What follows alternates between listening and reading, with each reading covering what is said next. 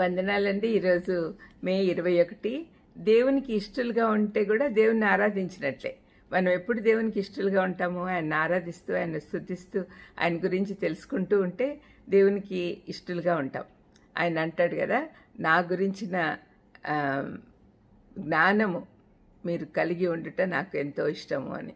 మరి ఇక్కడ అంటున్నాడు హెబ్రీ పత్రిక 13:16లో, ఉపకారమును ధర్మమును చేయ మర్చిపోకుడి, అట్టి యాగములు దేవునికి ఇష్టమైనవి. ఉపకారం ధర్మం చేస్తూ ఉంటే అది దేవుడికి ఇష్టమైంది కాబట్టి మనం అది కూడా ఒక రకమైన ఆరాధన. ఈ వాక్యం చదవగానే దేవునికి ఇష్టలుగా ఉండట చాలా సులభంగానే ఉందే అనే ఆలోచన మీలో చాలామందికి రావచ్చు. ఎందుకంటే తిరిగి జన్మించిన ఆ రోజు నుంచి అనుభవం ఉన్న ప్రతి ఒక్కరు కూడా ఉపకారం చేయుట, తమ సంపదలో కొంత భాగం అవసరంలో ఉన్న వారికి ఇచ్చుట అనేది సర్వసాధారణంగా జరుగుతూ ఉంటుంది.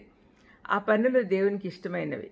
దేవుణ్ణి ఆరాధించడం కూడా త్యాగంతో కూడినదై ఉండాలని తెలుసుకోవాలి.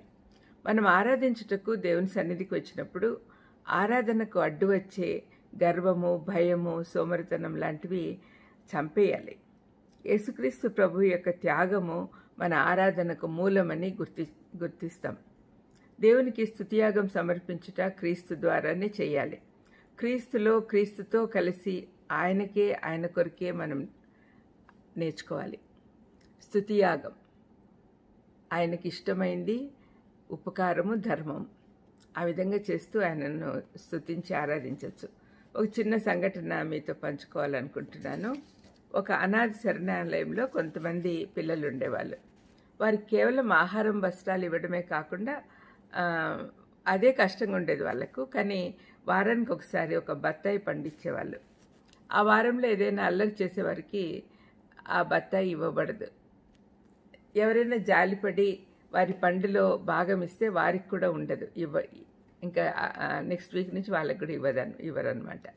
కొత్తగా వచ్చిన చిన్న పాప ఇవేమీ తెలియక తన పాటికి తను అల్లరి చేస్తూ ఆదివారం రావాల్సిన బత్తాయి కోల్పోయింది. ఇంకా ఏడుస్తా కూర్చుంది. వార్డెన్ వెళ్ళిపోయేంతవరకు ఎవ్వరు ఎదురు చూసిన మిగిలిన పిల్లలందరూ తమ తమ పండు నుండి ఒక తొన ఇచ్చి ఆ చిన్న పాపను ఆనందింపజేశారు. అటువంటి స్వభావం దేవునికి ఎంతో ఇష్టం.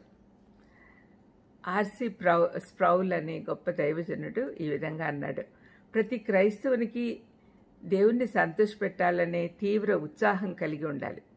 మన విమోచకుని సంతోషపెట్టాలనే ఆశ అన్నిటికంటే ప్రాముఖ్యంగా ఉండాలి.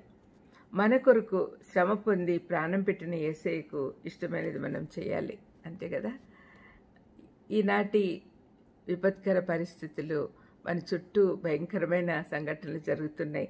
ఇటువంటి సమయాల్లో ఉపకారము, ధర్మము చేసి ఆయనను సంతోషపెట్టడానికి అనేక అవకాశాలు ఉన్నాయి.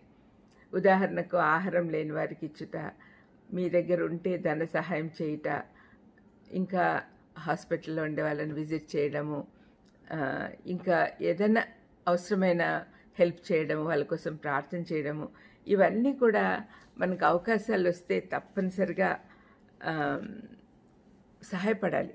చేయగలిగి ఉండి చేయకపోవట పాపము అని యాకోబు పత్రికలో రాయబడింది. మనము కొన్ని చేయగలం.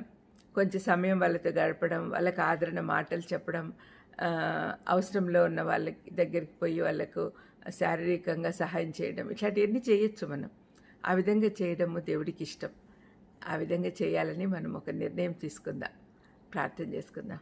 దయమేడ యేసునాయనా, తండ్రి మీకు ఇష్టలుగా ఉంటే అదే ఆరాధన అని తెలుసుకున్నాం నాయన. ఆ విధంగా ఉండడానికి మాకు సహాయం చేయమని, మిమ్మల్ని సరైన విధంగా ఆరాధించే భాగ్యం దయచేయమని యేసుక్రీస్తు నామమున వేడుకొంచున్నాను తండ్రి. Amen, amen. God bless you.